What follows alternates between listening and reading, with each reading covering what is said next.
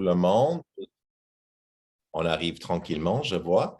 Bonjour et bienvenue à notre événement à Montréal, dans les bulles. Il me fait grand plaisir de vous accueillir aujourd'hui. Moi, je suis Nick Luca, je suis professeur en architecture et urbanisme. Je suis membre du Centre de recherche interdisciplinaire en études montréalaises et je veux juste simplement dire un mot de bienvenue au nom du CRIAM, dont la mission est de stimuler la recherche émergente en études montréalaises et de fédérer celle qui se fait au sein des différentes disciplines et universités, ainsi que de développer des partenariats, des thématiques et des projets de recherche fondamentaux et appliqués avec les milieux économiques, sociaux, culturels et gouvernementaux de Montréal. Je vous parle aujourd'hui depuis le territoire qui a longtemps servi de lieu de rencontre et d'échange autochtone, notamment pour les Haudenosaunee et Anishinaabe. Nous saluons alors et remercions les divers peuples autochtones qui ont enrichi de leur présence sur territoire qui accueille aujourd'hui des gens de partout dans le monde et de manière virtuelle. Je pense que vous êtes à plusieurs endroits aujourd'hui, tout comme notre panel est illustré. Je vais donc passer la parole à Julie Auger. J'ai le plaisir de vous annoncer que Julie est, dans un premier temps, membre du CRIAM, mais est notre nouvelle directrice de l'axe langue, appartenance et plurilinguisme au sein du CRIAM. Elle est sociolinguiste et professeure titulaire au département de linguistique et de traduction de l'Université de Montréal. Julie Auger s'intéresse à la variation linguistique, particulièrement dans la langue quotidienne, mais aussi dans les emplois soutenus de la langue. Elle a une formation sociolinguistique, varianiste et théorique à l'University of Pennsylvania et elle a développé deux centres d'intérêt principaux, le français québécois et le picard. Alors, merci Julie et bon séminaire tout le monde. Merci beaucoup, Nick, et merci au CRIEM de son accueil. Je suis vraiment ravie de me joindre à cet organisme de recherche. Donc, ce que je vais faire, et c'est ma première intervention de ce type-là, j'espère que vous serez indulgents. J'essaie d'apprendre un nouveau rôle. Donc, ce que j'aimerais faire maintenant, c'est présenter l'événement qui se tient aujourd'hui, puis vous informer de la structure et présenter notre conférencière. Donc, comme l'a très bien dit Marty Laforêt de l'Université du Québec de Trois-Rivières dans son livre intitulé « État d'âme, état de langue », publié d'abord en 1997, puis, en raison de sa pertinence, continue de nouveau en 2021. Donc, elle a écrit « Plus qu'à taper sur une rondelle avec un bâton, le véritable sport national des Québécois consiste à parler de la langue. » Oui, on aime parler de langue au Québec. Et oui, on aime l'étudier. Grâce au travail de plusieurs générations de linguistes et de sociolinguistes, le français québécois, et plus particulièrement montréalais, est sans doute une des variétés de français les mieux décrites. Nos connaissances sur une langue relativement informelle sont nombreuses et détaillées, grâce entre autres aux nombreux corpus oraux recueillis depuis 50 ans. La langue utilisée dans les médias oraux et écrits a aussi fait l'objet d'études détaillées par Davy Bigot, par exemple, qui s'est penché sur les entrevues de l'émission Le Point, diffusée sur Radio-Canada, Christine Heike et Anne-Josée Villeneuve, entre autres. La représentation de ce français familier dans les œuvres littéraires québécoises apporte un éclairage différent et complémentaire sur notre variété de français. Son étude permet, entre autres, de déterminer quels traits sont saillants pour les autrices et les auteurs, quelle valeur sociale leur est attachée, lesquels sont en perte d'usage et lesquels sont en croissance, etc. Le livre dont nous parle aujourd'hui Anna Geoffrey s'inscrit dans cette perspective et constitue un apport de première importance dans le paysage sociolinguistique du français québécois. Avant de présenter notre conférencière, donc après mon introduction, on va avoir une présentation d'Anna Geoffrey sur son ouvrage. Cette présentation sera brève, elle sera suivie des réactions de 5 répondantes qui vont parler de l'impact, de l'importance de cet ouvrage pour leur domaine d'études, pour leur recherche. Ces répondantes sont Isabelle Leblanc de l'Université de Moncton, Laurence Arrigui de l'Université de Moncton, Annette Boudreau de l'Université de Moncton, Caroline Loranger de l'UQAM et Nadine Vincent de l'Université de Sherbrooke. Suite à leur intervention, on aura une discussion entre l'autrice et ses répondantes qui sera ensuite ouverte à tout le public. Et finalement, je reviendrai brièvement pour conclure la rencontre. Donc maintenant, pour vous dire quelques mots sur notre conférencière aujourd'hui, elle est professeure en langue et traduction française à l'Université de Gênes en Italie, où elle enseigne la sociolinguistique et la traduction de différents médias, la bande dessinée, le sous-titrage pour le cinéma, le théâtre, etc. Après un doctorat en études francophones à l'Université de Bologne, elle a enseigné dans les universités de Ferrara et Vérone.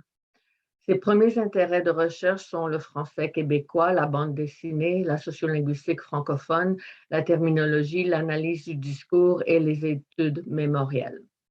Elle travaille depuis plusieurs années sur le français québécois et sur la bande dessinée montréalaise, sujets sur lesquels elle a publié plusieurs articles et le livre dont elle nous parle aujourd'hui. Madame Geoffrey, je vous cède la parole afin que vous nous fassiez une brève présentation de votre livre intitulé Montréal dans les bulles. Votre tâche, qui consiste en nous présenter en une dizaine de minutes un ouvrage de près de 300 pages, représente un défi considérable. J'en suis consciente et je m'en excuse. À vous. Merci, Julie. Je vais mettre d'ailleurs un chronomètre, comme ça quand j'arrive à 10 minutes, je m'arrête. Alors, donc je n'ai pas préparé de présentation, donc je n'ai pas un PowerPoint parce que je pense que ça va être plus simple simplement de vous raconter un petit peu comment est né ce livre, quels sont les principaux passages et puis un petit peu quelles sont les conclusions auxquelles je suis arrivée.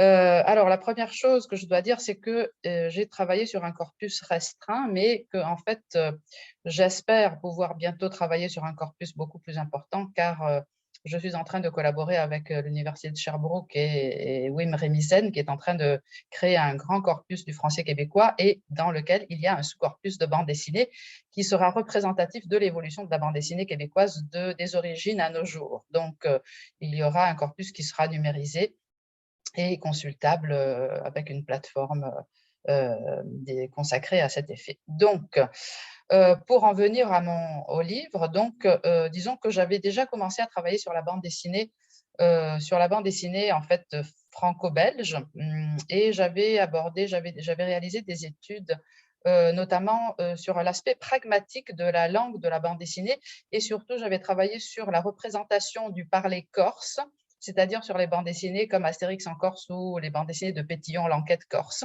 où il y avait une représentation, de cette manière de parler avec une sorte d'atténuation de la force des énoncés. C'est à ce moment-là que quelqu'un m'a parlé de Magasin Général et c'est là que tout a commencé, en fait. Donc, Magasin Général, qui est une bande dessinée qui a suscité ensuite une polémique dans les journaux sur la représentation du français québécois dans cette bande dessinée.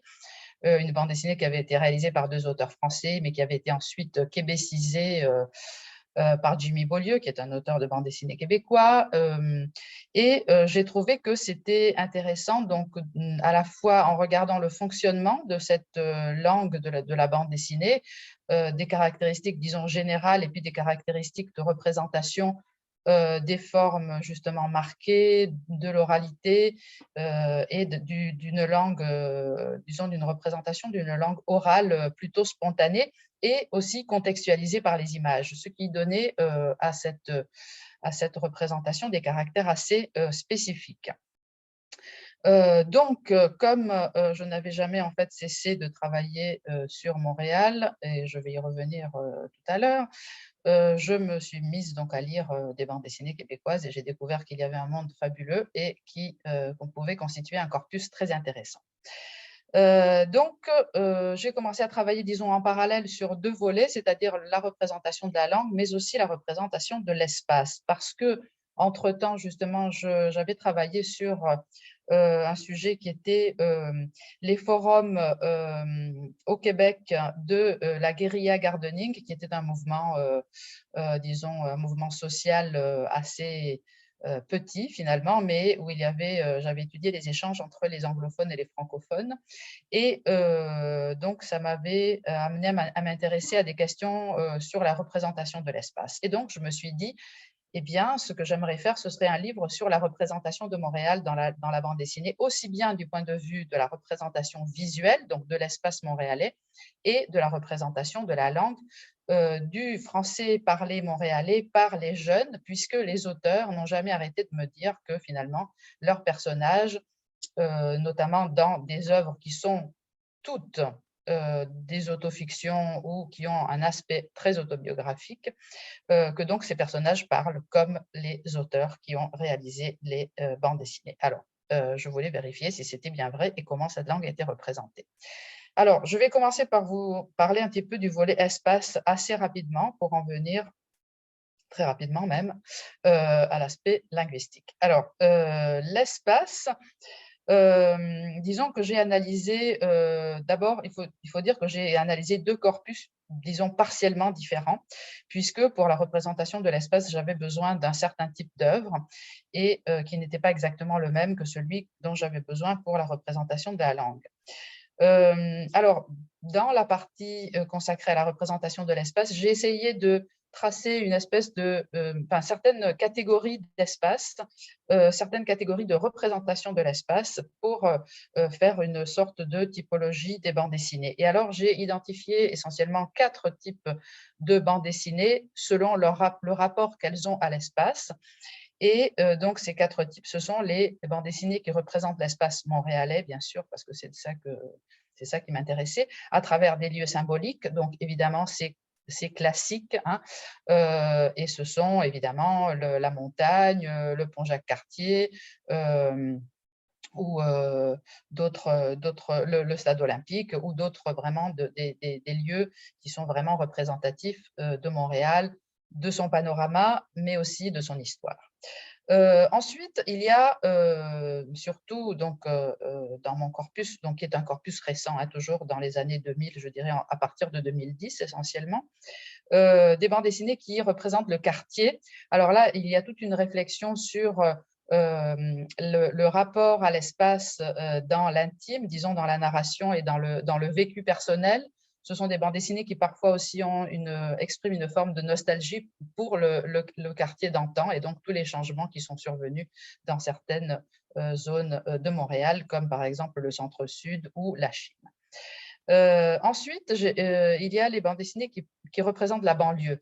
Et là, il y a toute la question du rapport à la banlieue nord-américaine, à la banlieue telle qu'elle est vécue à Montréal, avec des caractéristiques particulières, avec cette étrange division de la ville où il y a des banlieues qui sont pratiquement au centre-ville, parce qu'elles ne font pas partie de la municipalité de Montréal, des quartiers plus ou moins résidentiels, etc., etc. Et puis, dernière catégorie, et là, on rentre dans une catégorie qui est un peu différente par rapport aux précédentes, c'est-à-dire ce sont les bandes dessinées qui jouent avec la représentation de l'espace et la planche qui est un espace. Donc là, il y a aussi un questionnement de l'espace. Et là, je cite comme exemple le plus intéressant, je crois, et qui est une des bandes dessinées vraiment intéressantes, produite et publiée à Montréal, qui est celle de Sophie Yanow, qui est une auteure anglophone, mais qui a travaillé pendant ces années-là à Montréal.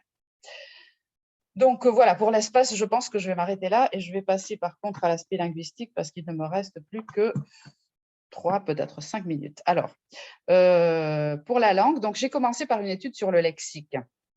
Le lexique, on m'avait demandé de préparer quelque chose pour un colloque sur les dictionnaires. Donc, je me suis dit, je vais aller voir si les outils dictionnaires qui existent, et notamment les dictionnaires en ligne, ça c'était il y a déjà plusieurs années, les dictionnaires en ligne, que ce soit des dictionnaires institutionnels ou collaboratifs, permettent de décoder le lexique des bandes dessinées québécoises pour des lecteurs qui ne seraient pas québécois. Donc ça a été la première étude. Et puis alors, je suis allée voir ensuite le marquage de ces bandes dessinées, donc quels étaient les traits, disons, les québécismes dans ces bandes dessinées du point de vue lexical, ce qui m'a amené ensuite à aller regarder l'aspect syntaxique. Et donc, c'est là, à partir de là, que je me suis intéressée aussi à la représentation de l'oralité. Donc, tout ce qui était forme néographique, par exemple. Pendant toute cette étude, je n'ai jamais arrêté de dialoguer avec les auteurs, donc avec des questionnaires, avec des interviews, où je leur ai demandé de me raconter leur rapport, leur relation à la langue. Comme je vous disais tout à l'heure, là où ils m'ont toujours dit nos personnages parlent comme nous. Et c'était très intéressant de voir quelle était leur relation à la langue, surtout parce qu'il y avait aussi des différences.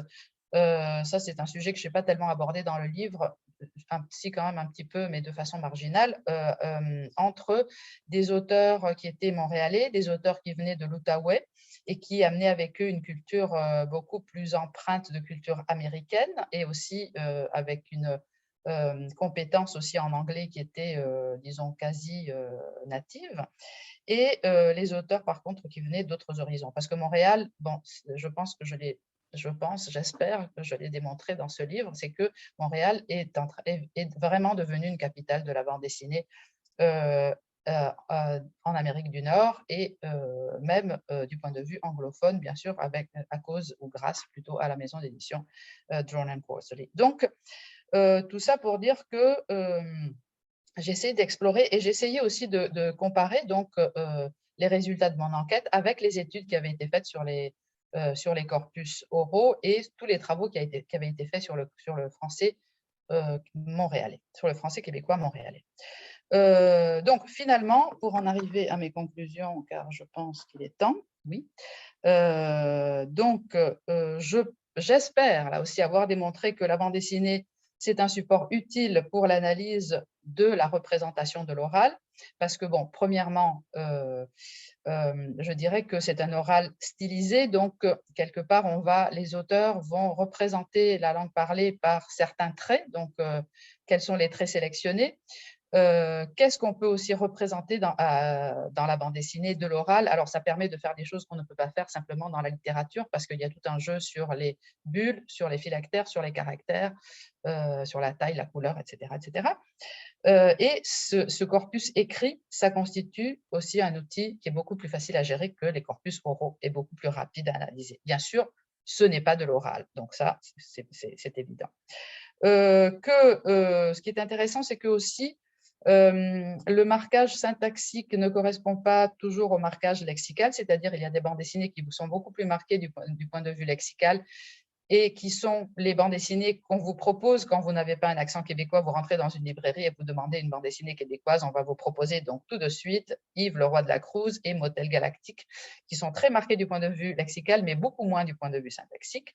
Qu'il y a des formes, des structures syntaxiques qui apparemment sont désormais entrées dans l'usage courant et qui sont, selon le classement de la BOF, plutôt des indicateurs, c'est-à-dire des éléments qui sont utilisés de façon tout à fait inconsciente et naturelle par les locuteurs, mais sans avoir, je dirais, la perception que ce sont des traits des québécismes. Et puis, que justement, ce qui ressort de cette étude confirme largement les résultats des études sur le français parlé montréalais.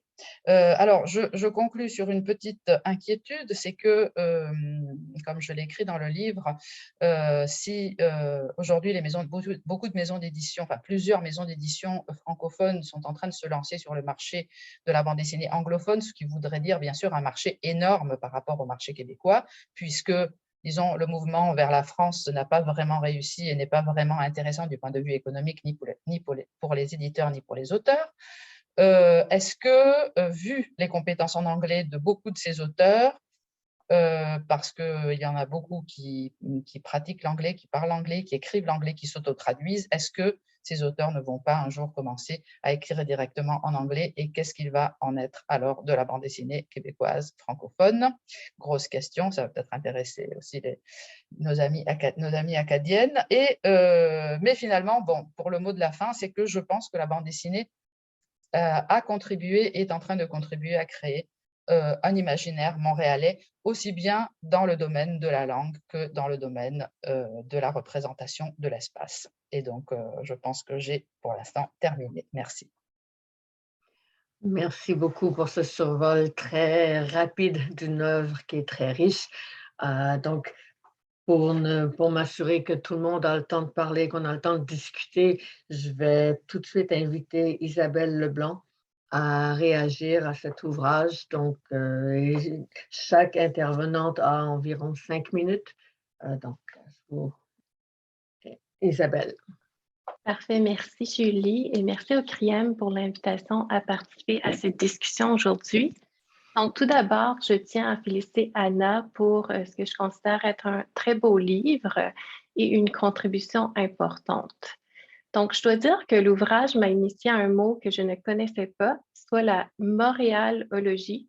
Donc, j'ai appris que ça nous venait d'un numéro de 2013 d'Anthropologica et ce serait en référence à une discipline qui aurait comme objet l'étude de la ville de Montréal. Et c'est bien ce que le livre d'Anna nous propose. Donc, en nous initiant aux spécificités de la bande dessinée montréalaise à travers la représentation de l'espace, la ville, mais aussi avec la représentation du français parlé montréalais dans les bandes dessinées des jeunes. Donc, Anna montre bien comment Montréal n'est pas une ville francophone comme les autres, ne serait-ce que par sa mixité sociale, sa diversité culturelle, mais aussi en lien avec la question de la dualité linguistique. Donc, de l'espace au territoire, au lieu, au non-lieu, Anna livre une analyse extrêmement riche et nuancée du monde de la bande dessinée montréalaise et j'apprécie tout particulièrement son analyse sur les relations entre langue écrite et langue parlée, car elle présente cette relation comme, et je cite, une représentation contextualisée de la langue parlée spontanée par l'écrit. De plus, Anna précise, et je cite encore, que cette représentation du français parlé par l'écrit comporte un certain nombre de choix, tout en soulignant que la BD constitue un point de force pour l'analyse linguistique, puisque l'oral de la BD peut être défini comme un oral stylisé qui souligne et accentue certains phénomènes de la variation dans la mesure de ce qui peut être représenté par l'écrit. Je tiens aussi à souligner que ce livre a déjà été très utile dans le cadre de mon cours d'enquête de terrain, au sein duquel nous examinons différents types de corpus. Donc, les étudiantes et les étudiants ont adoré découvrir les différents corpus présentés dans ce livre et surtout d'examiner comment ça rime différents questionnements de départ avec différents corpus. Autrement dit, ce livre permet d'examiner la constitution de différents corpus selon la base de critères différents qui vont s'adapter à différents types d'analyses. Et donc, ce livre offre à la fois une analyse de représentation de l'espace, mais aussi de données linguistiques. Et le fait d'examiner des données linguistiques à partir des bandes dessinées, ça favorise d'entrée de jeu un niveau d'intérêt de la part des étudiantes et des étudiants qui rend ce livre extrêmement utile pour l'enseignement de la constitution des corpus. Donc, merci beaucoup, Anna, pour cela. De plus, j'aimerais dire que la portée multidisciplinaire de l'ouvrage est quand même très impressionnante, car Anna multiplie les regards analytiques sur les données linguistiques pour inclure des réflexions ancrées dans une sociolinguistique urbaine, mais aussi dans une sociolinguistique critique. Ce faisant, elle contribue à croiser différentes approches et différents paradigmes au sein même de la linguistique. Au-delà de la linguistique, Anna ouvre des pistes de réflexion sur les questions de représentativité de genre, de pratiques de traduction, ainsi que des représentations en termes de géographie urbaine et sociale. Donc, pour terminer, je dirais que j'ai particulièrement aimé apprendre sur les différences dans le monde de la bande dessinée entre l'Europe et l'Amérique du Nord et de réfléchir à comment les phénomènes langagiers participent à ces différences.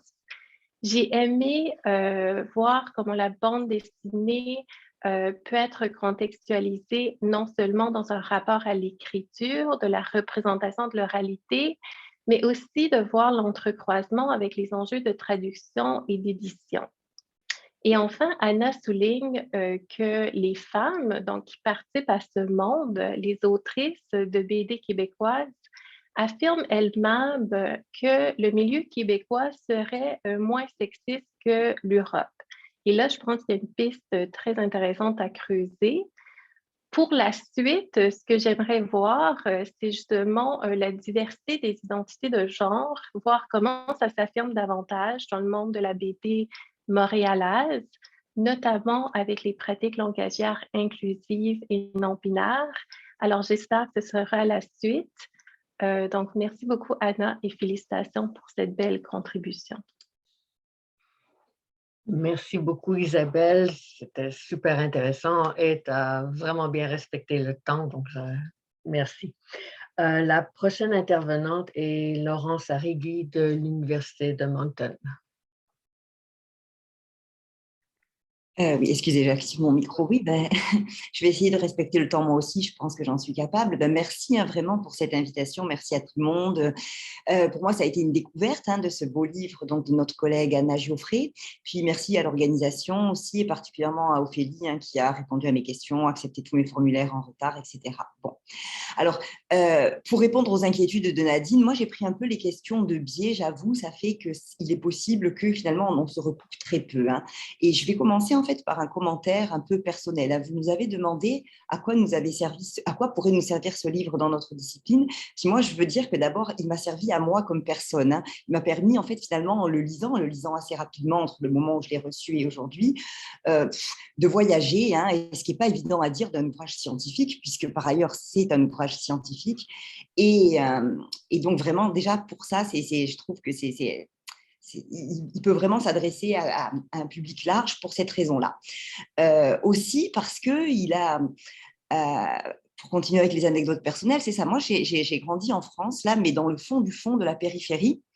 Et du coup, je lisais évidemment des romans du 19e et du 20e siècle qui se passaient à Paris. Puis, c'est ça, finalement, je connaissais tout ce monde-là avant d'y avoir mis les pieds, le Bon Marché, la rue Mouffetard. Enfin, et je trouve que c'est aussi ce qu'apporte le livre d'Anna Geoffrey. Je ne connais pas très bien Montréal, là, mais ça m'a comme replongé un petit peu dans des… en tout cas, dans mes très brefs séjours à Montréal. Donc, pour ça, je trouve que c'est vraiment intéressant. Puis, ce que je raconte, c'est anecdotique, mais je ne savais pas en fait que ça avait un nom. Moi aussi, j'ai découvert quelque chose, la fameuse sociogénèse, le fait que les auteurs, les écrivains et plus généralement les artistes peuvent contribuer, comme finalement Anna Geoffrey le montre très bien, à la sociogénèse d'un lieu. Finalement, ils peuvent contribuer à en faire un espace imaginaire commun, etc. Et ça aussi, je trouve que ça lui donne un caractère complètement multidisciplinaire parce que ça peut intéresser conséquemment des gens bien au-delà de la linguistique.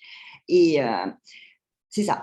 En fait, ce que je trouve qui est intéressant dans Montréal dans les bulles, c'est que on apprend beaucoup plus de choses que ce qu'on s'attendait au départ.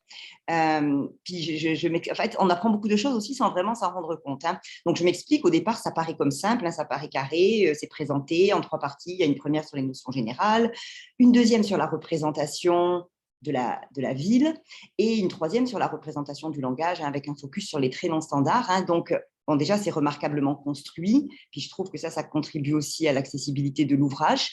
Mais finalement, quand on rentre dans l'ouvrage, on y trouve plus. En tout cas, moi, j'ai trouvé plus que ce que j'attendais. Par exemple, j'ai trouvé vraiment intéressant, puis Isabelle l'a souligné aussi un petit peu, ou alors c'est Anna qui l'a souligné, les enjeux socioculturels de la traduction, en fait, de qui traduit qui, comment, qu'est-ce que cela nous apprend, etc. Donc, j'ai trouvé ça vraiment intéressant, là, je veux dire, pour pareil, dans une optique de sociologie de la traduction, je suppose.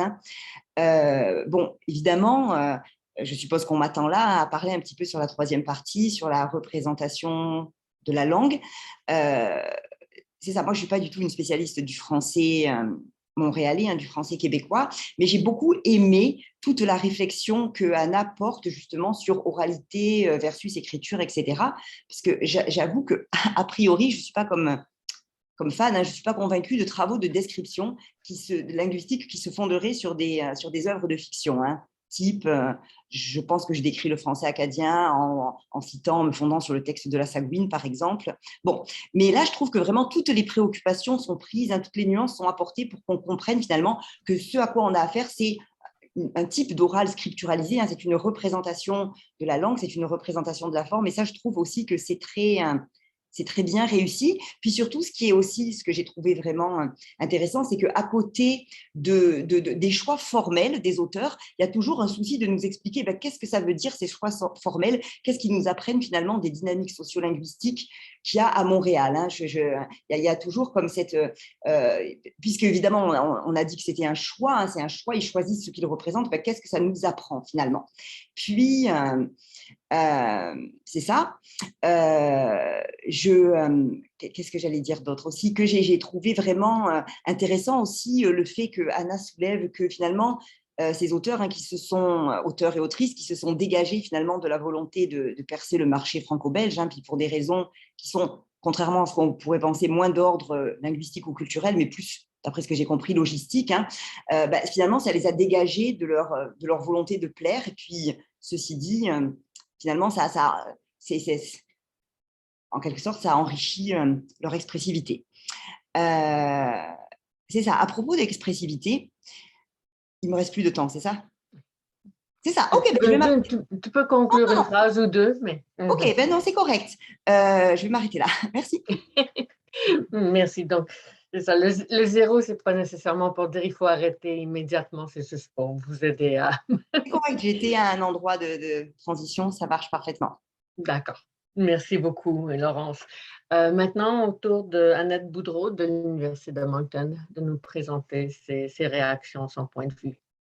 Bonjour, merci beaucoup aussi, comme l'ont dit les autres, de m'avoir invité à cette table ronde. J'ai découvert la bande dessinée d'une autre façon. Je pense que je ne lirai plus les bandes dessinées de la même façon. Donc, merci beaucoup, Anna, pour cet ouvrage vraiment qui est construit d'une façon exemplaire, hein. Si j'étais encore enseignante, je le donnerais aux étudiants pour montrer comment on fait ce genre de travail. J'ai trouvé justement que c'était très multidisciplinaire et moi, je m'intéresse beaucoup donc aux représentations véhiculées par la langue et comment on construit en fait une langue que l'on veut peut-être représentative jusqu'à un certain point de la langue parlée. Donc, c'est un peu ce que j'ai essayé d'examiner ici. Comment est-ce qu'on arrive à représenter ces pratiques linguistiques-là et comment on s'y prend. Et ce n'est pas seulement des pratiques linguistiques, c'est beaucoup plus une culture, je dirais, francophone particulière. Quelle sorte de compromis que l'on fait ou non pour représenter ces pratiques-là. Quels sont les choix qui sont mis de l'avant. Donc, on pourra peut-être y revenir tout à l'heure dans les discussions. Ce que j'ai trouvé vraiment intéressant, un peu comme Laurence l'a dit tout à l'heure, c'est les questions de la traduction. En fait, comment on se traduit soi-même, en fait, dans sa propre langue, vers sa propre langue, qu'est-ce qu'on met de l'avant là-dedans. Et aussi, Anna, tu l'as très bien dit à un moment donné, quand tu as parlé que c'était peut-être plus facile de traduire vers la langue anglaise, mais en même temps, tu as bien montré que si on traduit vers la langue anglaise, qu'on va peut-être perdre les éléments vraiment qui font en sorte que c'est vraiment caractéristique de la bande dessinée montréalaise. Donc, comment on fait avec cet enjeu-là, qui est un enjeu, à mon avis, énorme par rapport à sa spécificité. Donc, ça, j'ai trouvé cet élément-là absolument fascinant à développer. Alors, pour moi, c'est 3 points qui sont interreliés. Sans doute que je n'aurai pas le temps de finir dans 5 minutes, mais vous pourrez y revenir dans la discussion. Donc, la relation entre l'oral et l'écrit, Isabelle et Laurence l'ont déjà abordé. Donc, l'oral qui se situe sur une forme de continuum entre les deux. J'ai beaucoup aimé le tableau de Françoise Gadet, en fait, que j'avais peut-être lu, mais pas dans cette perspective-là, et qui, là, prenait une matérialité différente. Je le lisais autrement, puis je me disais, c'est vraiment bon, en fait. Comment ça que je n'avais pas réalisé à quel point c'était parlant. Donc, cette langue que l'on met de l'avant, qui est toujours une espèce de pseudo-fidélité à la réalité, qu'on croit réelle, hein, que l'on représente. Donc, on veut donner un effet de réel. Et on le fait par la transcription. Et c'est ces questions de transcription qui m'intéressent, moi, particulièrement. Quelle convention adopter? Comment est-ce que les autrices et les auteurs vont s'y prendre pour nous dire quelque chose par rapport à la langue, en lien avec leur rapport à leur propre francophonie et à celle des autres qui est là quelque part, même si on dit non, c'est là. Et je vais donner quelques exemples. Par exemple, je suis toujours étonnée par l'élision. Par exemple, de certains termes, comme j'ai plus jamais le temps d'écrire. On met L apostrophe, le temps. Pourquoi l'élision? Je le vends 2 piastres. Je le vends. J apostrophe, je te le vends. Comme si c'était vraiment le propre de la francophonie canadienne. On pourrait en discuter alors que je suis convaincue que l'on retrouve cette marque-là dans le français de la francophonie internationale en général.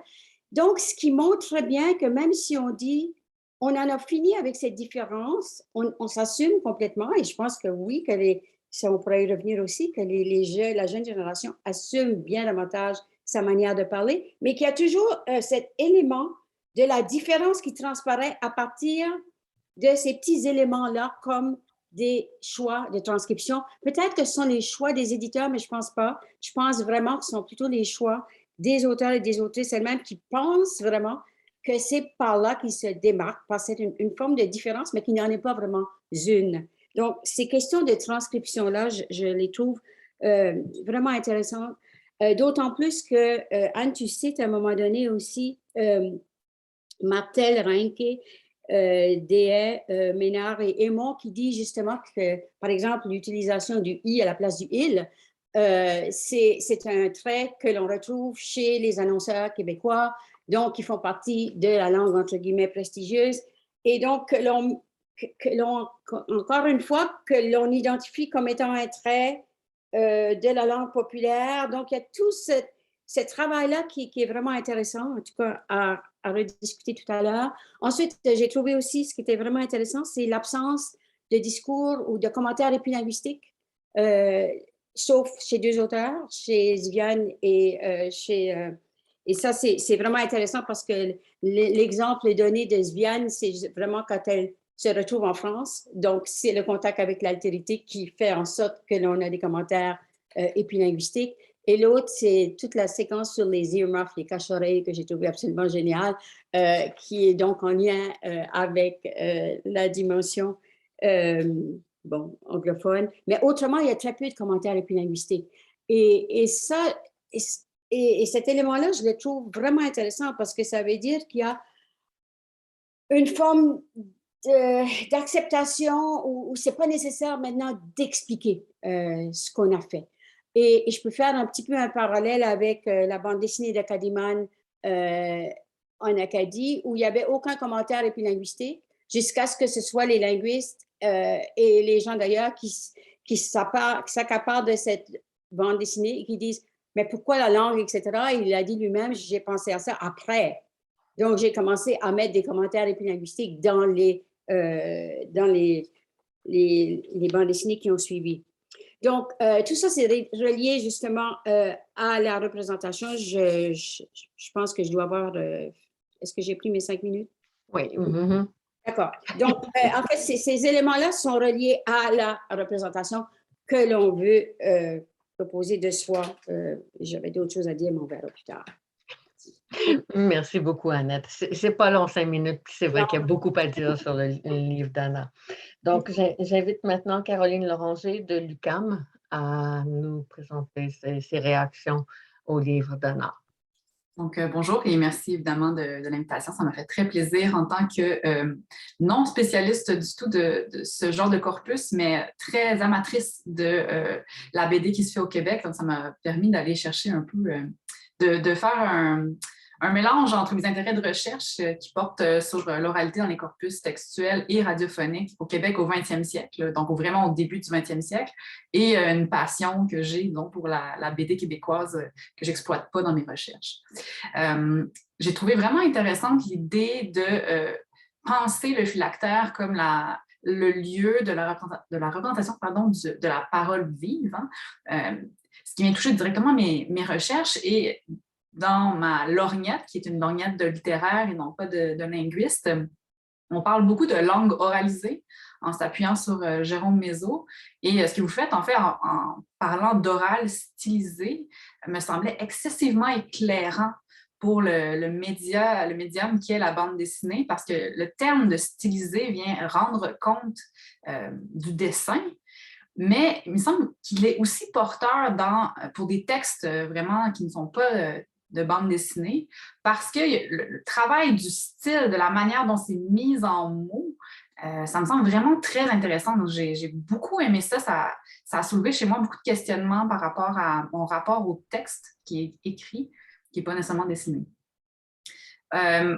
Aussi, dans votre idée de représentation de la langue, ça venait toucher directement, en fait, d'autres questionnements que j'ai par rapport à l'imaginaire des genres. Donc, moi, je m'intéresse principalement à l'imaginaire du roman, mais évidemment, l'imaginaire de la bande dessinée, donc la façon dont le support informe la manière même dont on va lire l'objet, couplé ici, parce qu'on vous fait en plus à l'imaginaire de la langue, donc à la représentation qu'on en donne, ça me semblait excessivement porteur aussi pour essayer de comprendre l'objet bande dessinée.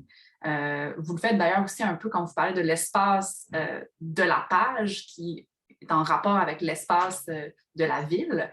Donc, ça me semblait aussi très, très intéressant.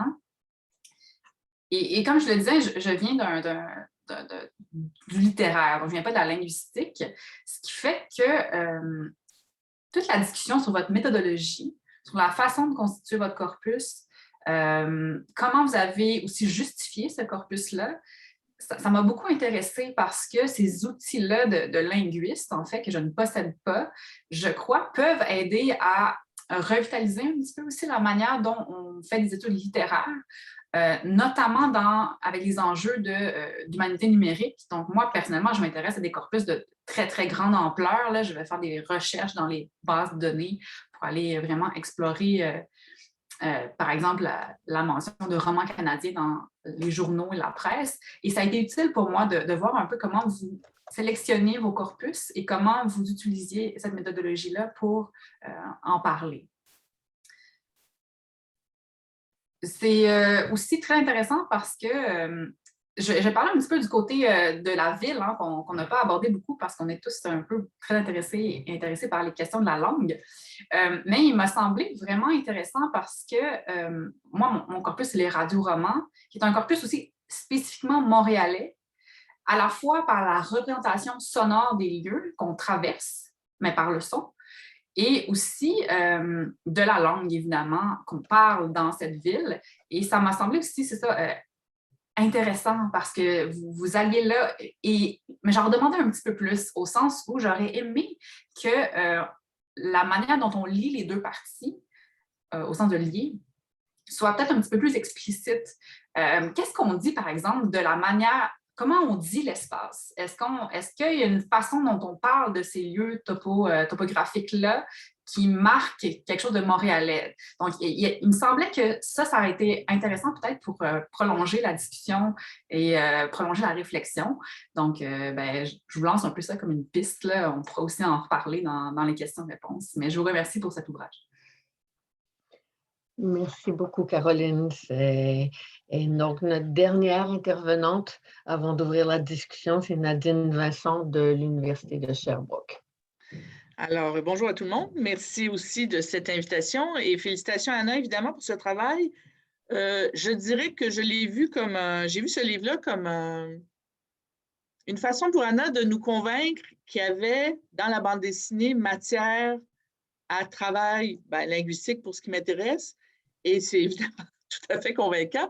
Donc, c'est comme une démonstration qu'il y a là un corpus très riche et Anna nous donne, une fois qu'elle nous a présenté le corpus, quelques exemples de recherches possibles à faire, mais nous donne aussi plein d'envies de recherches à faire qui ne sont pas faites et nous donne envie de nous joindre à une équipe qui travaillerait là-dessus avec chacune de nos spécialités, un peu comme Caroline le disait, wow, oui, mais les liens n'ont pas été faits, mais pourraient être faits. Bon, je pense qu'il y a encore plein de choses à faire. Moi, je me suis intéressée particulièrement à deux questions qui sont en fait des questions que pose Anna. à la page 209, elle demande est-ce que la BD elle va influencer la norme linguistique des jeunes? En fait, on était censé faire des commentaires critiques. Tout le monde est très gentil. Alors, moi, je vais être un peu critique, ça va être plus drôle. Sans faire de mauvais jeu de mots, la bande dessinée est quand même présentée dans une bulle ici. Les jeunes, les auteurs montréalais jeunes sont les représentants du corpus, mais ils ne sont pas lus que par des jeunes. Donc, je ne suis pas sûre que ça influencerait juste la langue des jeunes. Et ils ne sont pas, ces jeunes, influencés que par la BD. Et il n'y a pas que dans la BD où il y a de l'oral à l'écrit. Et il n'y a surtout pas que dans la BD où il y a de l'oral familier. Je pense aux chansons, aux publicités, à certaines émissions de télé ou de radio et tout. Donc, ça vient... la BD vient prendre une place particulière justement pour cette représentation de l'oral à l'écrit. Anna en fait mention à la page 128 en disant il y a aussi le théâtre et la chanson, mais c'est pas pareil. Ben, c'est pas pareil. Moi, j'aurais aimé qu'on fasse des liens parce que le théâtre doit quand même être reproduit. C'est de l'oral qu'on va devoir reproduire. Donc, on écrit pour qu'il puisse être reproduit dans différentes productions. Donc, il y a quand même une certaine standardisation de l'oral qui est faite là-dedans. La différence avec la BD, c'est que c'est lu par un plus grand public. Mais je pense qu'il y aurait des études comparatives à faire sur la façon de la représentation de l'oral qui a beaucoup été documenté en théâtre et qu'est-ce qui se passe à l'écrit, surtout quand il est question de normes et des correcteurs qui embarquent là-dedans et des éditeurs et tout. Mais je vais aller vite parce que, évidemment, le sujet qui m'a le plus interpellé directement, c'est le lien entre la BD et les dictionnaires. Et Anna posait la question, est-ce que les dictionnaires accessibles en ligne, notamment, permettent de décoder la BD? Et moi, évidemment, je me suis demandé, est-ce que la BD peut servir de corpus pour les dictionnaires? Parce qu'on a une langue là, qui est peut-être représentée différemment. Évidemment, ça dépend des mandats de chaque dictionnaire. Alors, je pense qu'il va falloir mettre à jour ce livre bientôt. On attend la deuxième édition. Parce que j'ai la bonne nouvelle d'annoncer qu'il y a des mots qui n'étaient pas dans les JT au moment de la recherche qui y sont maintenant. Toon, cute, wow, bassin. Il y a des entrées que j'ai demandé qu'on rentre, mais que surtout, tous les mots qui sont là sont dans le dictionnaire. Donc, je pense que en passant par la BD, tout d'un coup, j'ai vu l'obsolescence de certains dictionnaires en ligne parce qu'on devait dire à quoi ça touchait notre projet de recherche, de voir à quel point certains dictionnaires de régionalisme en ligne ne survivront pas parce qu'ils ont été remplacés par le Wiktionnaire. Et donc, oui, la BD québécoise peut très bien devenir un formidable corpus pour les dictionnaires. Et j'arrête parce que je me fais chicaner en ligne. Alors, j'arrête ici, on continuera la discussion. Merci beaucoup, Nadine. Et merci à tout le monde. Vous avez été vraiment extraordinaire. Il y a beaucoup à dire. Je l'ai dit, je le répète. Et je ne veux pas prendre plus de temps. Donc là, la prochaine partie, c'est cette discussion entre l'autrice Anna Giuffret et les 5 intervenantes qu'on vient d'entendre. Et peut-être que le plus facile pour moi, pour faciliter ma gestion de l'événement, c'est que si vous voulez prendre la parole, peut-être lever la main, soit physiquement, je crois. Oui, je crois que non, il y a une personne que je ne vois pas. Donc, si vous pouvez lever la main électronique qu'on voit au bas de l'écran, de l'écran, ce sera le plus facile. Est-ce que je peux juste répondre? Est-ce que je peux juste répondre oui. à certaines questions? Anna. Alors, je vais essayer d'être rapide. Hein. Je ne vais pas peut-être tout répondre à tout. Alors, on va commencer par la fin. Donc, alors c'est super que le livre ait déjà eu un effet pratique, c'est-à-dire d'aller vérifier si les mots sont, les unités lexicales sont dans les dictionnaires et peut-être mettre à jour. Bon, c'est déjà un effet. Alors, je sais, comme disait Annette tout à l'heure, parfois les linguistes ont des effets donc il y a un effet de rétroaction sur la réalité. Donc, on va voir ce que ce livre va provoquer aussi dans le monde de la bande dessinée. Alors, pour ce qui est des commentaires, justement, et donc je profite pour parler des commentaires épilinguistiques. Alors, en fait, Il y en a, et on est en train d'en trouver beaucoup dans ce nouveau corpus qu'on est en train de faire avec WIM et dans des BD qui n'étaient pas dans mon corpus, mais il y en a des commentaires épilinguistiques. Alors, dans mon corpus, en fait, il y a beaucoup de réflexions, justement, Sviane, de la différence avec le français de France. Il y a aussi des réflexions, par exemple, chez Michel Hellman sur la ségrégation linguistique à Montréal, etc., ou sur des formes de français chez Jimmy Beaulieu, et à un certain moment, il commente une émission de télé. Il y en a, c'est vrai, dans mon corpus, il n'y en a pas énormément, mais il y en a, donc on les verra bientôt. Pour ce qui est alors, de l'identité des genres, Isabelle a mentionné cette question. Alors maintenant, il y a un groupe en France qui s'appelle Les Bréchoises et qui travaille sur l'identité de genre dans la bande dessinée. Il va y avoir un colloque en mai. Mais ce que je compte faire justement avec ce gros corpus, c'est de travailler aussi sur la représentation de l'oral des femmes et des hommes, et aussi en regardant le genre des auteurs pour voir aussi comment c'est représenté. Et donc, j'aimerais faire ce travail-là, mais là, il faut vraiment un gros corpus pour avoir beaucoup d'auteurs, beaucoup de personnages, etc. Sur les questions de traduction qu'a soulevé Laurence, alors je voulais lui dire que j'ai publié un article dans une revue qui s'appelle Interface, qui est apparu après que j'avais déjà, disons, terminé le livre, et qui aborde justement la question de la sociologie de la traduction et des relations entre les auteurs francophones et anglophones et les traductions. Donc, tu peux aller regarder de ce côté-là, peut-être que ça peut répondre à quelques questions. Qu'est-ce que j'oublie? Oui, alors, comment on dit l'espace? Alors, Caroline, oui. Oui, c'est vrai, c'est très intéressant. Alors, ça, c'est quelque chose que je n'ai pas fait, c'est-à-dire aller voir la représentation de l'espace dans l'aspect textuel des bandes dessinées, mais avec le nouveau corpus qu'on est en train de faire, on va même étiqueter, par exemple, les adresses. Et donc, il va être possible de faire vraiment une spatiogenèse vraiment très, très ponctuelle et très précise de Montréal, parce qu'il y a des albums qui ont une représentation de l'espace qui est vraiment très, très précise. Alors, même si les auteurs ont dit, enfin, la plupart des auteurs ont dit, nous, on n'utilise pas Google Street View, on fait du repérage à la main et on reproduit de mémoire en vérifiant, évidemment, avec des photos si ça colle plus ou moins.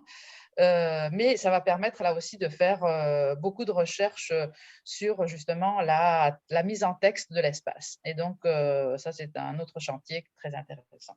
Donc, j'espère que j'ai plus ou moins répondu à au moins une question soulevée par tout le monde. Si je ne l'ai pas fait, excusez-moi. Et voilà, je pense que je vais me taire et attendre que vous disiez quelque chose.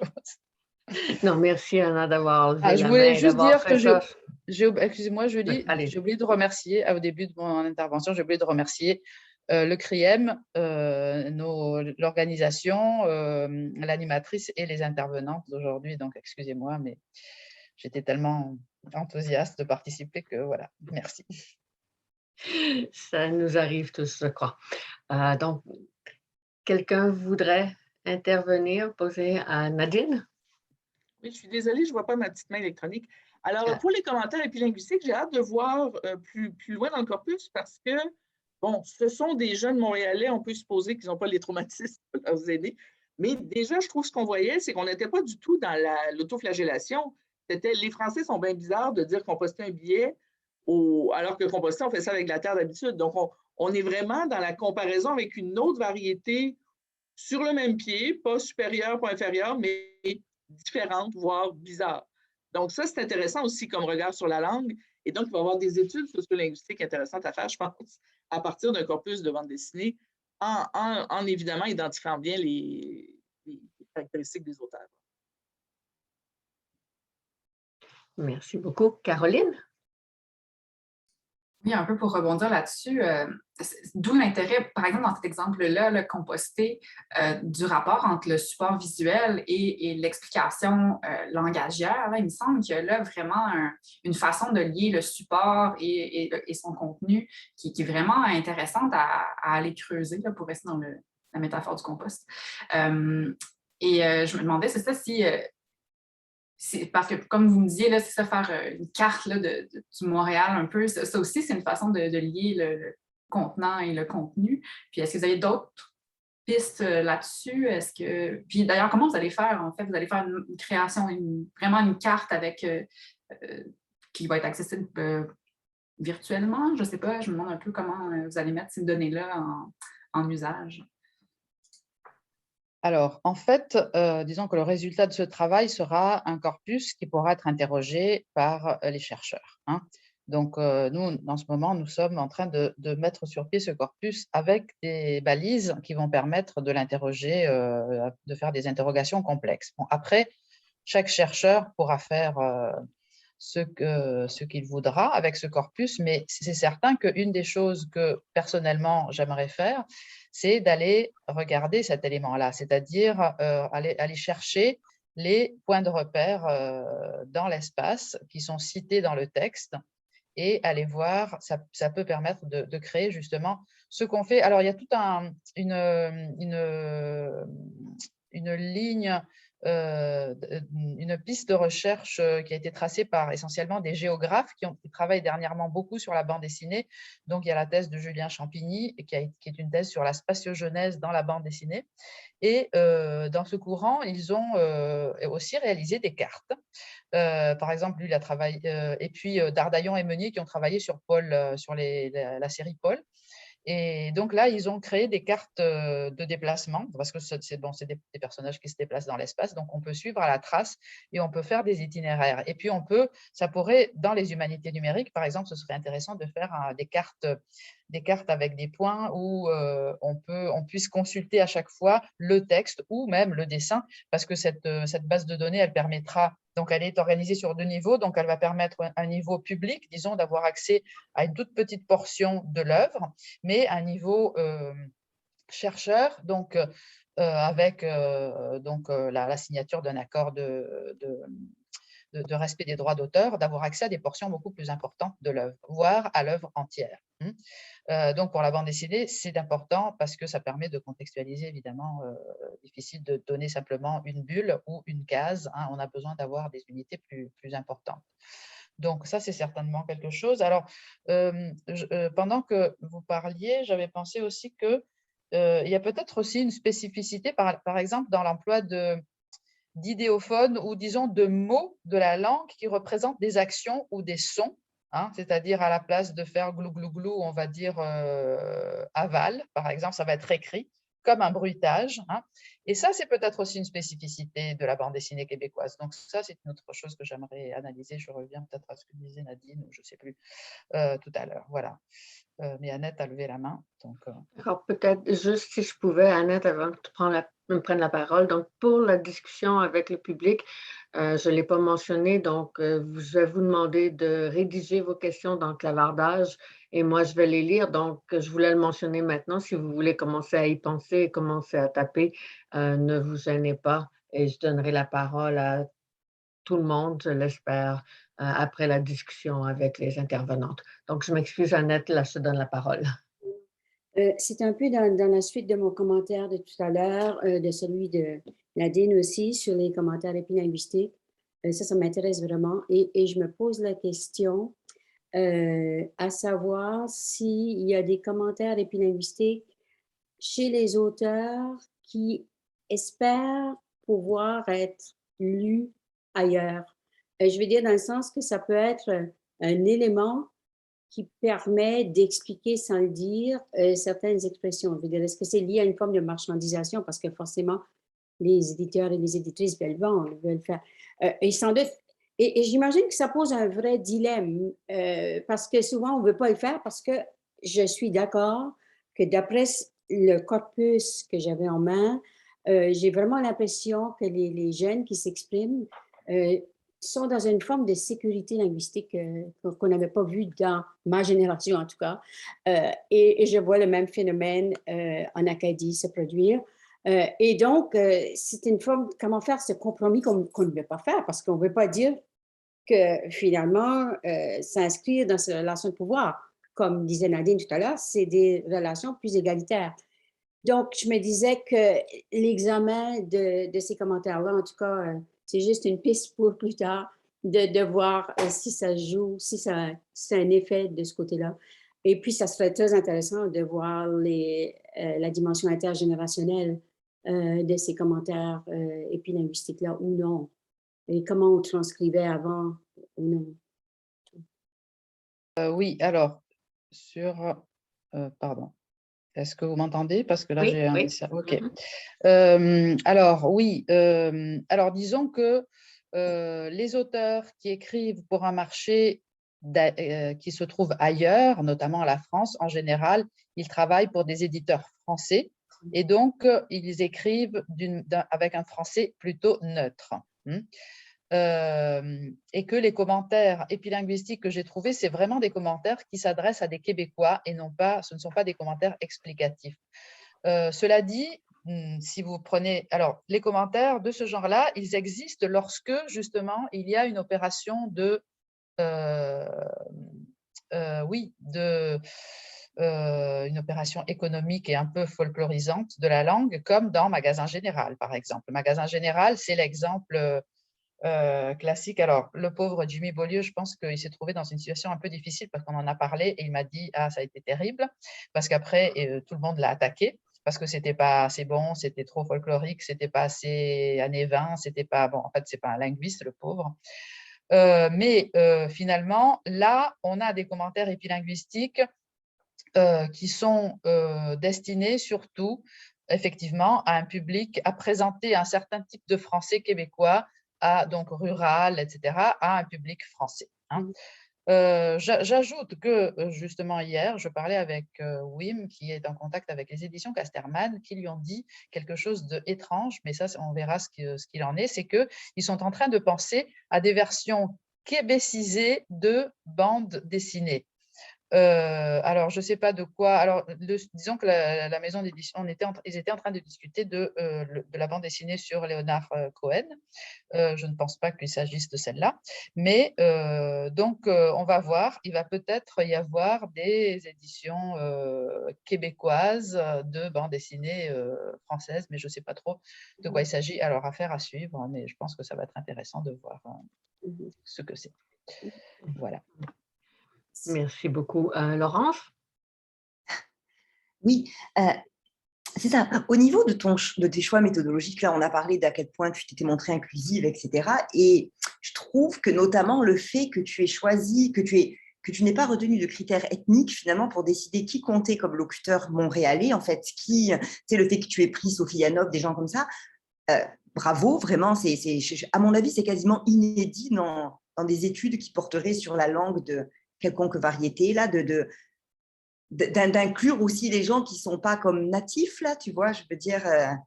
Et je voudrais savoir, du coup, est-ce que tu aurais eu des contestations de cette façon de faire ou pourquoi tu as choisi de faire comme ça ou est-ce que c'était juste évident pour toi? Enfin, bon, c'est ça, question autour de ça. Alors, bon, non, je n'ai pas eu de contestation pour l'instant. Enfin, on va voir, ça peut toujours arriver. Alors, l'album de Sophie Yano qui fait partie de mon corpus sur l'espace, mais qui ne fait pas partie du corpus sur la langue, mais en fait, j'aurais pu le choisir parce que finalement, je ne l'ai pas choisi pour la langue simplement parce que c'est une traduction, d'accord? Et que, en fait, la traduction, elle a été faite par elle et par un autre auteur de bande dessinée qui l'a soutenu dans son travail.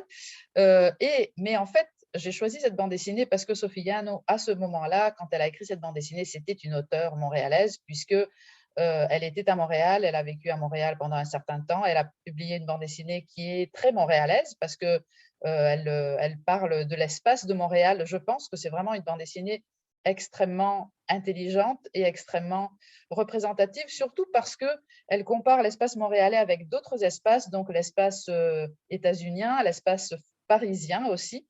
Et c'est ça qui donne…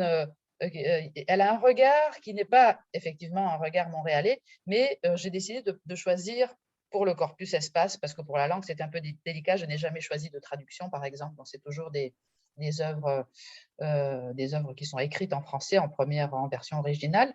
Mais son œuvre, j'ai trouvé qu'elle était très intéressante pour comprendre certains mécanismes et pour avoir un regard sur Montréal qui n'était pas un regard de Montréalais, disons, pure laine. Et donc, c'est pour ça que je l'ai choisi. Mais personne ne m'a dit, Sophie Anne n'est pas une auteure québécoise, ni montréalaise. Je pense qu'en fait, la scène, comme je l'ai écrit aussi dans le livre, la scène de la bande dessinée montréalaise montre quand même une certaine mixité, plus peut-être que dans d'autres milieux.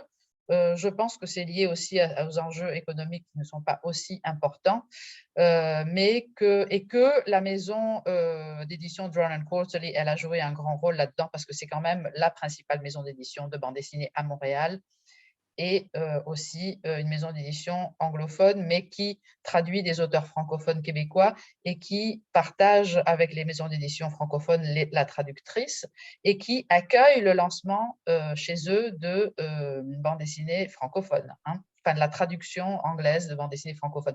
Donc, il y a vraiment une certaine… les deux communautés sont… il y a des points de tangence et je pense que… Montréal étant aussi une ville très cosmopolite, cette question de l'origine, je pense qu'elle ne se pose pas. Par contre, j'espère qu'il y aura dans les prochaines générations des auteurs qui sont des auteurs qui viennent d'ailleurs, pas seulement des États-Unis, pas seulement des auteurs de passage, mais des auteurs qui ont d'autres origines, qui ont d'autres histoires personnelles, et ça permettra aussi de voir comment évolue la production. Mais pour l'instant, c'était vraiment, j'ai trouvé vraiment que des auteurs, enfin pour le corpus linguistique, et largement, c'est des auteurs francophones qui sont d'origine francophone, etc., etc. Merci. On a un peu de temps encore pour une question ou deux, ou des commentaires.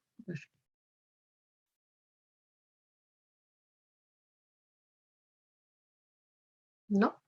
D'accord. Donc, ah oui, Nadine, pardon. Je peux y aller si je coupe la parole à personne. En fait, moi, ce qui m'intéressait, c'est la présence des québécismes et des clichés aussi dans la bande dessinée, parce qu'à un moment donné, il y a, je ne sais pas si les Français ou quoi, là, qui arrivent en sacrant et où on rit de sa tentative d'imitation des accents québécois. Et je me suis dit, mais c'est intéressant parce que Sviane, je pense que c'est Sviane, pour représenter ces clichés-là, se sert des sacs qui sont d'autres clichés. Je me dis, alors qu'il y a une autre page où on a deux bandes dessinées, où on a Chris en début de phrase comme une ponctuation pratiquement. Là, je me dis, ça serait intéressant de voir l'utilisation des sacs parce que je pense que c'est une correctrice qui dit, bon, ou une auteure, je ne sais plus, qui dit, on n'a pas voulu, il ne faut pas en abuser, il faut faire attention de bien les utiliser. Donc, je pense que là, il y a toute une étude à faire aussi, mais donc, par contraste avec ces clichés-là, il y a des québécismes super intéressants qui passent dans, pas de la narration, mais presque, c'est celle que j'ai notée. Robert Charlebois, en jeune poète tourmenté, était particulièrement crampant. On commence la phrase, on est en français très, très standard avec notre jeune poète tourmenté, puis on arrive avec un crampant très, très naturel. Et je l'ai mis dans la liste des mots ajoutés dans Usito, de même que crampé d'ailleurs. Mais parce que là, il arrive là, puis tu fais, mais il ne peut pas avoir autre chose que ce mot-là, là. Et donc là, il y a des québécistes qui passent doucement et qui donc s'insèrent naturellement. Et c'est pour ça que la question que soulevait Annette, de la marchandisation ou de quand on veut envoyer ça ailleurs, est-ce qu'il faut mettre un petit astérisque? Enfant, qui veut dire mort de rire. Bon. Ça va être intéressant de voir comment ça joue aussi. Aussi, au contraire, les Français vont être contents d'aller à la chasse au québécisme, faire « Ah, lui, on ne le connaît pas. Où est-ce qu'on peut aller se renseigner pour améliorer notre québécois? » Oui, merci Nadine. Alors, oui, sur les évidemment, alors, la question des clichés et de l'emploi des sacres, des auteurs et des correcteurs. Il y a des auteurs, dans le questionnaire que j'ai soumis aux auteurs à propos des anglicismes, j'avais fait aussi une comparaison, je leur avais demandé de faire une comparaison entre les anglicismes et les sacres. Et disons que la réponse que j'ai eue, c'est que c'est un élément générationnel. Alors, ils m'ont dit, oui, parce que les anglicismes, ça caractérise les jeunes générations et les sacres, ça caractérise des générations plus âgées.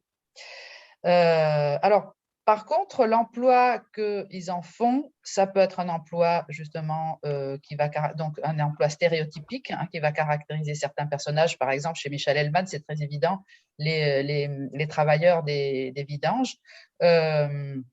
ils utilisent bon, le mouet et des sacres et des traits qui sont vraiment stéréotypés sur un langage plutôt un français archaïque et un peu et populaire. Voilà. Donc, il va vers le joual plutôt. Par contre, ce qu'ils ont dit, c'est que ce que les auteurs ont dit, c'est qu'il ne faut pas en abuser ni des uns ni des autres, parce que les anglicismes, parfois, ça peut être un choix facile, ils ont dit. Donc, il y a quand même un effort de leur part de ne pas en abuser. Donc, il y a quand même, disons, ça allume une petite lampe rouge qui dit attention, anglicisme. Donc, il y a toujours un réflexe.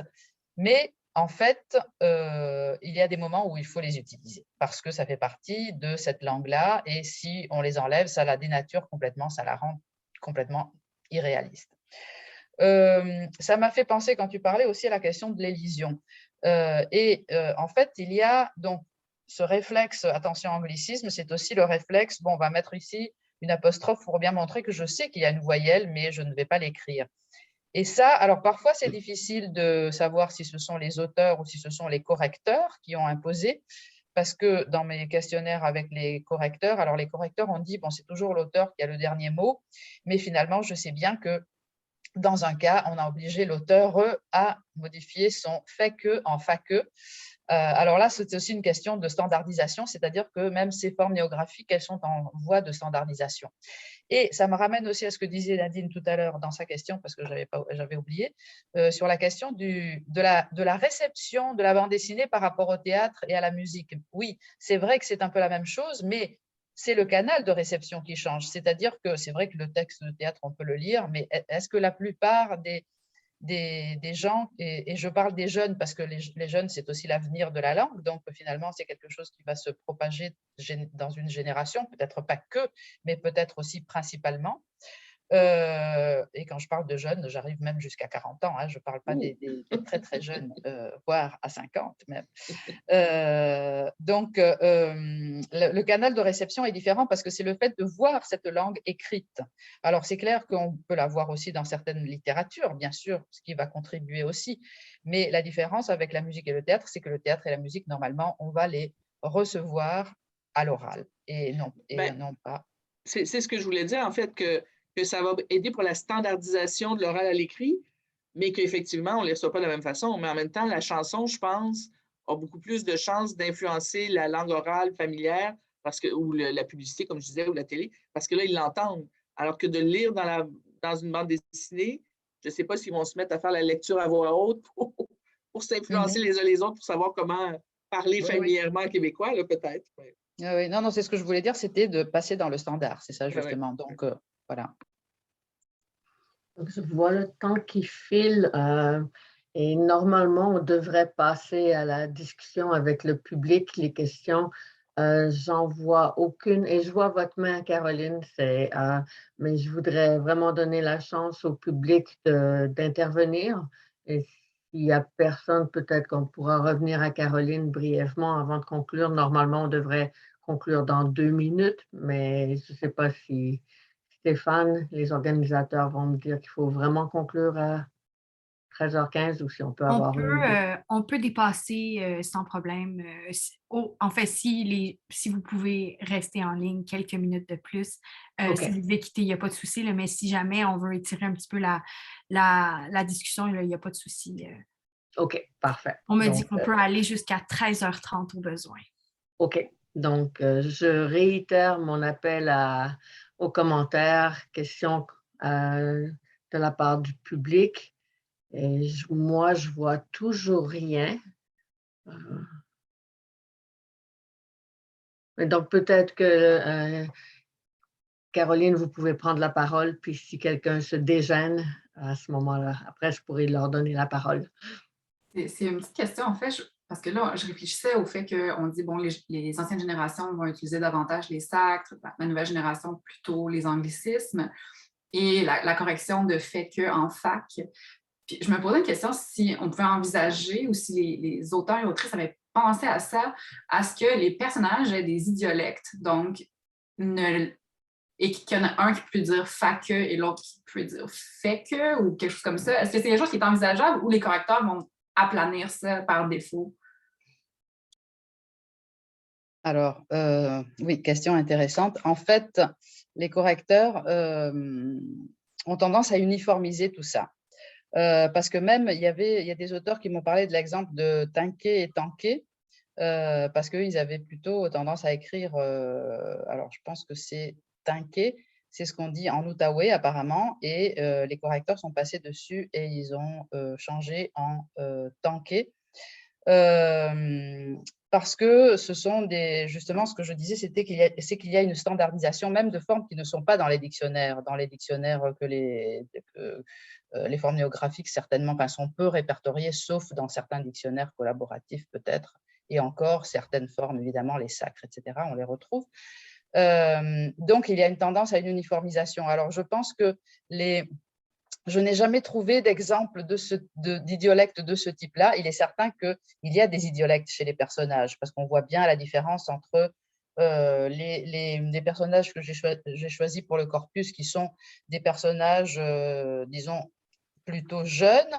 Ce ne sont pas vraiment des personnes âgées, ce ne sont pas des personnages stéréotypés, donc, dont les dialogues j'ai éliminés du corpus.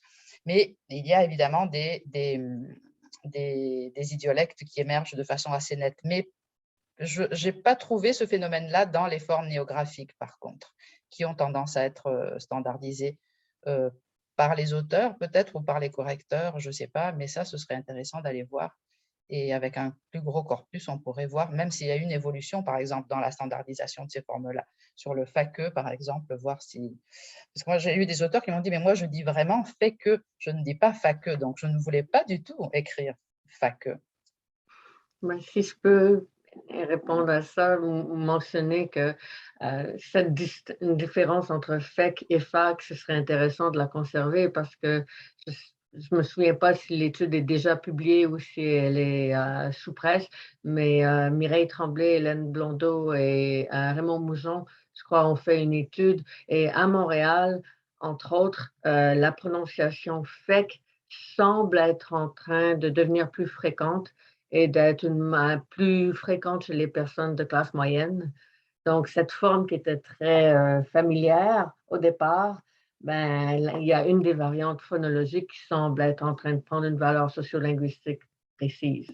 Donc, oui, merci. J'en ai parlé avec Hélène Blondeau l'autre jour. En effet, elle m'a dit que l'article va sortir, donc elle va me l'envoyer parce qu'elle avait trouvé ça très intéressant, justement. Oui, merci. C'est vrai, vous avez donné une conférence en Floride avec Hélène. D'accord. Oui. Annette?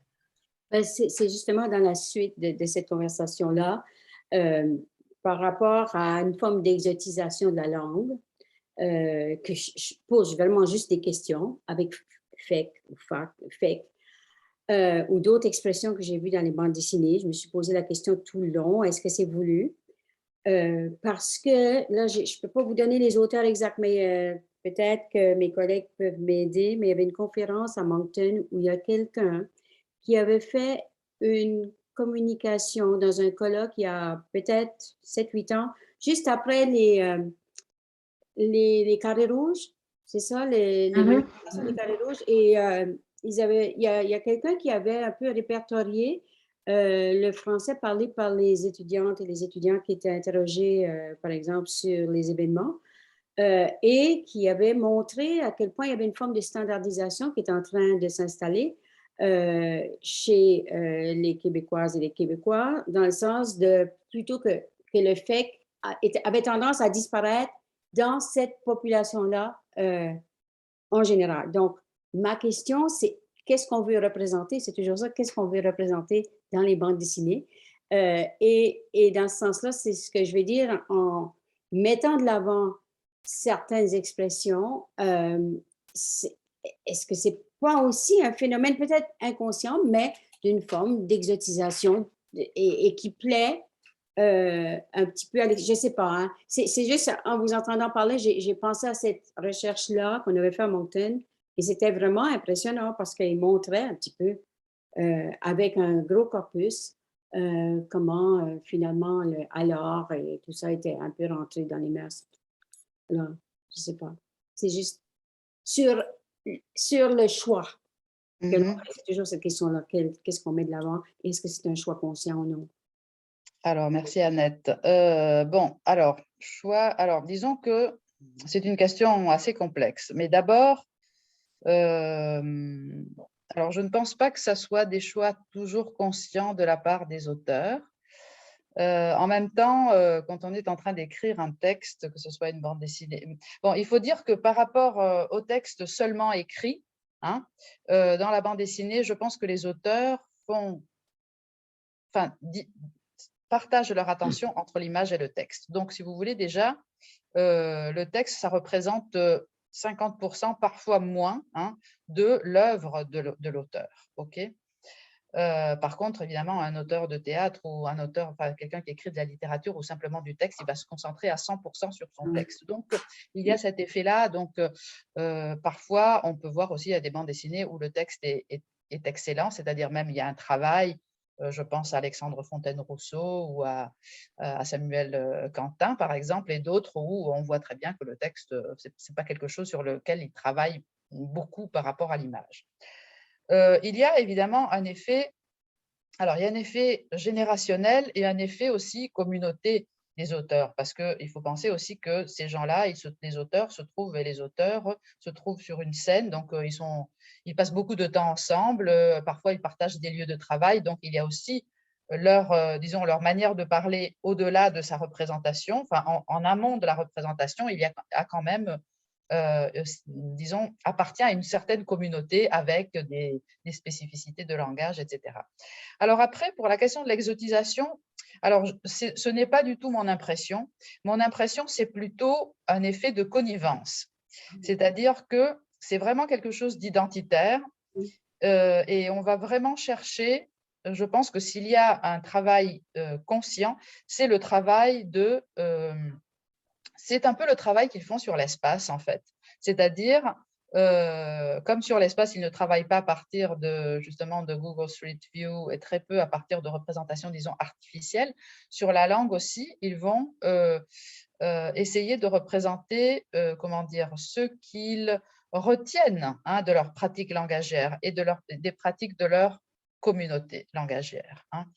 Et donc, c'est vraiment quelque chose qui fait référence justement à ce sentiment identitaire, à ce sentiment d'appartenance et à la langue de l'affect aussi, hein. Donc, c'est ça, je pense, qui est mis de l'avant. Donc, après, il faudrait effectivement aller analyser des mécanismes, parce qu'il est très difficile en fait de faire, sauf certains auteurs qui ont une plus grande, comment dire, et qui ont réfléchi davantage sur leur pratique linguistique, mais parfois on se rend compte que ce ne sont pas des gens qui réfléchissent beaucoup sur leur pratique linguistique et sur les représentations qu'ils donnent, parce que évidemment, ils ont tendance à dire, ben, moi, je les fais parler comme je parle, et puis c'est tout, je n'ai pas grand-chose à dire. Mais après, quand on leur soumet des questionnaires, par exemple, sur les anglicismes, j'ai eu quelqu'un qui m'a écrit, ben, à la fin de ce questionnaire, je ne sais plus vraiment ce que c'est qu'un anglicisme. Donc, du fait, c'était quelque chose que pour eux était très évident, mais que finalement, est-ce que c'est un anglicisme? Est-ce que c'est un emprunt critiqué? Est-ce que c'est ci? Est-ce que c'est ça? On voit qu'il y a des facettes qu'ils n'avaient pas prises en compte forcément de façon naturelle, quoi. Oui, oui, tout à fait. Cette réponse-là sur la connivence, oui, je suis entièrement d'accord. Il y a cette dimension-là qui joue. Merci beaucoup. Je vois le temps qui file, donc je crois que je vois toujours aucune question dans le clavardage. Donc, je vais dire quelques mots pour conclure notre rencontre. Donc, d'abord dire que parler de ma lecture de Montréal dans les bulles et de dire qu'elle a été ponctuée de nombreuses exclamations. Parfois, c'était parce que les résultats de l'analyse soutenaient mes observations et mes hypothèses. Parfois, c'est parce qu'elle les remettait en question ou apportait un éclairage différent que je n'avais pas considéré. Souvent, c'était parce que je découvrais des aspects du français montréalais dont je n'étais pas consciente. Sans doute parce que j'ai été aux États-Unis pendant de nombreuses années, mais probablement aussi parce que je ne suis pas tout à fait de la même génération que les autrices et les auteurs des BD que vous avez analysés. Mais ma réaction la plus fréquente concernait sans doute les nombreuses idées d'études à venir pour tester les tendances observées dans le corpus de BD que vous, Madame Giovray, a analysé et comparer ces données à celles d'un corpus semblable dans une autre variété. Comme je l'ai mentionné en introduction, nous avons la chance à Montréal d'avoir accès à plusieurs corpus de français montréalais, incluant des corpus récents qui sont toujours en cours de constitution. Nous pouvons donc les étudier pour déterminer, par exemple, si l'utilisation du mot char par les jeunes autrices et auteurs de BD reflète l'utilisation de ce mot par les jeunes locuteurs d'aujourd'hui. Nous pouvons aussi exploiter davantage les données des médias, on y a fait allusion, des émissions télévisées, télé-réalité, blogs et littérature, pour déterminer dans quelle mesure certaines des conclusions de Mme Giuffret peuvent être attribuées aux contraintes imposées par les BD, par exemple les contraintes d'espace pour la représentation des dialogues, ou au contraire, si elles sont communes à différents types de productions culturelles. Cela permettrait aussi de tester certaines formes marginales, étonnantes qui peuvent apparaître douteuses parfois. C'est le cas, par exemple, et si je ne parle pas de douteuse, mais plus surprenante, mais donc c'est le cas de l'emploi de tu avec la deuxième personne du pluriel. Vous avez tu, vous en avez une seule occurrence, mais c'est une forme qui est absente du corpus de séries télévisées et du roman Le Plongeur, qu'Anne-Josée Villeneuve et moi avons étudié pour les structures interrogatives. Une forme carrément étonnante, vous en avez convenu, je crois, c'est vous avez vous. Finalement, étant donné mon intérêt pour la langue picarde, cette variété gallo-romane parlée et écrite dans le nord de la France et le sud de la Belgique, je ne peux m'empêcher de me demander dans quelle mesure les conclusions de Mme Giuffret pour les BD québécoises s'appliquent aussi aux BD québécoises. À mon avis, certaines conclusions risquent de différer du fait que le picard est de plus en plus perçu et utilisé comme étant une variété autonome du français avec sa propre norme linguistique et littéraire qui favorise, par exemple, l'emploi des cisorets et du redoublement des sujets. C'est de dire, Pierre, il parle bien français en picard, c'est du bon picard, ce n'est pas des formes familières. La présentation de Mme Giuffret, les réactions de nos 5 répondantes nous permettent de constater l'importance du travail qui a été présenté, son caractère novateur, de même que les nombreuses pistes de recherche qui s'ouvrent devant nous. Madame, merci Madame Giuffret pour votre travail, votre livre fascinant et votre présentation. Et merci à nos 5 répondantes, Isabelle Leblanc, Laurence Arrigui, Annette Boudreau, Caroline Loranger et Nadine Vincent pour votre contribution à ce séminaire. Merci tout le monde. Merci beaucoup. Merci.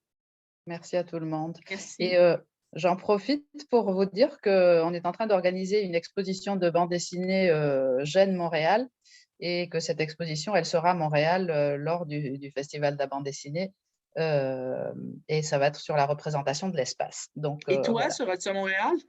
Ben, j'espère bien. Fin mai. Voilà. Bien. Mais merci à tous et à toutes. Merci beaucoup. Merci beaucoup à tout le Merci. monde. Au revoir. Merci. Bonne fin de journée. Au revoir. Merci. Merci, au revoir. Merci. À bientôt, Anna. À bientôt.